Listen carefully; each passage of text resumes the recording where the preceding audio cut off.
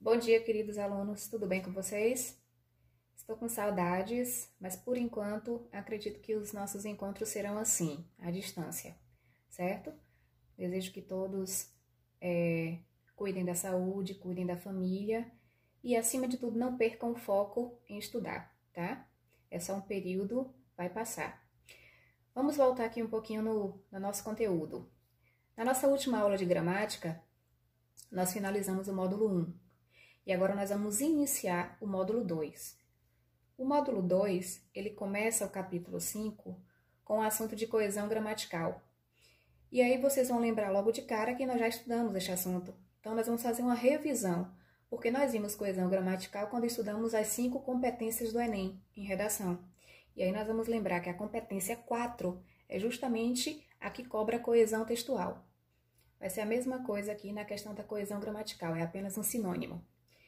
E a primeira coisa que a gente vai relembrar é em relação à definição, a função. Para que serve a coesão? Eu vou utilizar a coesão para quê? Nós vamos lembrar que a coesão é como se fosse o elo de ligação de um texto. É a amarração, a parte que eu vou usar para poder ligar as frases, ligar os períodos e ligar os parágrafos. Por quê? Sem essa amarração, sem essa ligação, o meu texto vai ficar sem sentido. E aí, se eu vou usar este recurso, que é ligar os parágrafos, as frases, os períodos para que torne o texto coeso, com sentido, eu preciso me apegar a algumas classes gramaticais que são fundamentais. A primeira delas é justamente a classe dos pronomes. Por que dos pronomes? Porque os pronomes, eles têm duas funções. Uma acompanha o substantivo, a outra, ele substitui o substantivo.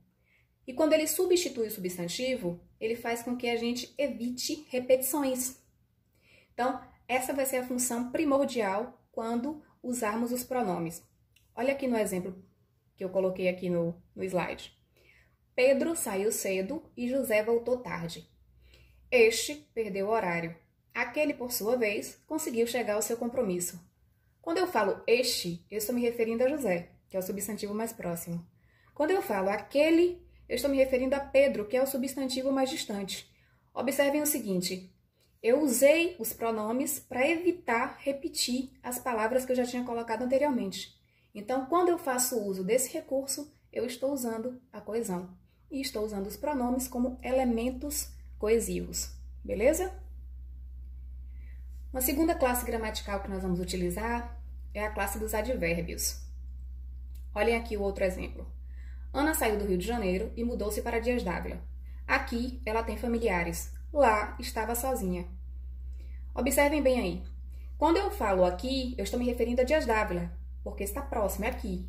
Aí eu usei o advérbio de lugar para substituir a palavra que eu tinha colocado anteriormente. Quando eu falo lá, eu me refiro ao Rio de Janeiro. Aí também fiz uso desse advérbio de lugar para poder não repetir a palavra que eu usei anteriormente. Pronto, eu também estou utilizando de coesão. Só que para trazer a coesão, eu trouxe advérbios para substituir palavras que eu já tinha colocado anteriormente. Beleza? A terceira classe gramatical que a gente também vai usar são os numerais. Olha aqui o exemplo. Li Machado de Assis e José de Alencar. O primeiro é extremamente irônico. Já o segundo adora abordar romances urbanos. Observem que eu usei aí numerais ordinais para me referir também aos termos que eu consegui colocar anteriormente. E aí, evitei com isso a repetição. Então, são todos exemplos de como usar as classes gramaticais para representar esses elementos aí que vão ser chamados de elementos coesivos. Só que a gente não pode esquecer de forma alguma que quando a gente fala em coesão, a primeira coisa que vem à cabeça é a palavra conectivos. Por quê? Porque vocês vão lembrar que os conectivos, eles exercem a função primordial de ligar. Eles têm essa função de ligar, de trazer sentido unindo palavras, frases, orações, não é isso? Ou parágrafos. E quando a gente fala em conectivos, você vai associar que eu vou saber empregar o conectivo correto de acordo com o valor semântico que ele expressa. E o que é mesmo o valor semântico? É o sentido da palavra. Ela expressa um sentido de quê? E aí a primeira coisa que me vem à cabeça, logo de cara, a primeira classe gramatical que eu vou lembrar, conjunções. Por que conjunções? Vamos lembrar que nós temos as conjunções coordenativas e as subordinativas, não é isso? As conjunções coordenativas são aquelas que vão ligar orações que são independentes. Já as subordinativas vão ligar orações que dependem uma da outra. Agora vamos lembrar o seguinte, cada conjunção ela tem um sentido, ela tem um valor semântico que é específico. E a coesão que é justamente isso, que é que na verdade que você consiga colocar a conjunção correta com o seu sentido adequado, com o seu valor semântico. Como assim, professora? Vamos analisar aqui no exemplo. Saiu cedo, mas não conseguiu chegar a tempo para a consulta. Observem bem, eu tenho orações diferentes. E a minha primeira oração, quando eu falo saiu cedo, dá a entender de que se ele saiu cedo, ele conseguiu atingir os seus objetivos. No entanto, olha o que vai vir a seguir. Saiu cedo, mas não conseguiu chegar a tempo. A conjunção mas foi colocada por quê? Porque a segunda oração ela é oposição à primeira. Ou seja, ela vai trazer essa ideia de adversidade, de oposição, de contraste. Por isso que eu usei aí a conjunção coordenativa mas, porque ela vai trazer essa ideia de oposição entre as orações. E a coesão que é justamente isso, que é que a gente consiga empregar a palavra de acordo com seu sentido, ou seja, com seu valor semântico. Olha o segundo exemplo. Faltou a aula porque estava doente. Já usei a conjunção aí porque. E eu vou lembrar que o porque junto e sem acento vai ser uma conjunção que vai trazer esse sentido de explicação. E aí quando eu falo assim, faltou a aula porque estava doente, o motivo, a razão dele faltar a aula foi porque estava doente. Por isso que eu utilizei a conjunção porque para trazer essa explicação, essa ideia de explicação que a oração acaba por pedir. Beleza? Vamos lá aos segundos conectivos. Falei de conjunções, é lógico que eu não posso esquecer também as preposições. Por quê? Porque as preposições também trazem a função específica de ligar. Só que elas também trazem ideias distintas. De acordo com a preposição que eu for usar, eu vou usá-la no sentido que ela foi empregada. Como assim, professora?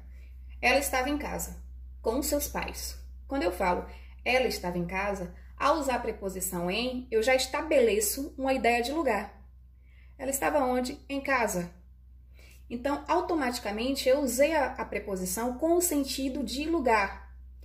Quando eu falo com seus pais, eu também usei uma preposição aí que serve para ligar e deixar a frase com sentido, mas a preposição foi usada propositadamente com o sentido de companhia.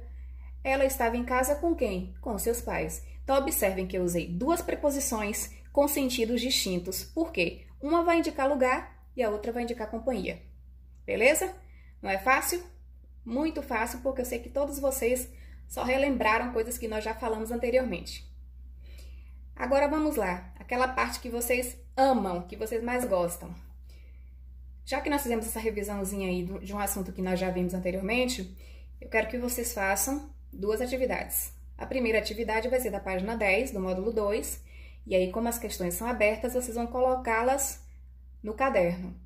E a segunda parte da atividade vai ser da página 11 à página 15, e aí vocês farão no módulo quem tiver, e quem não tiver faz no caderno, porque são questões objetivas, viu? Até o próximo encontro, espero em breve estar com vocês. Um beijo e um abraço, viu? Estou com saudade.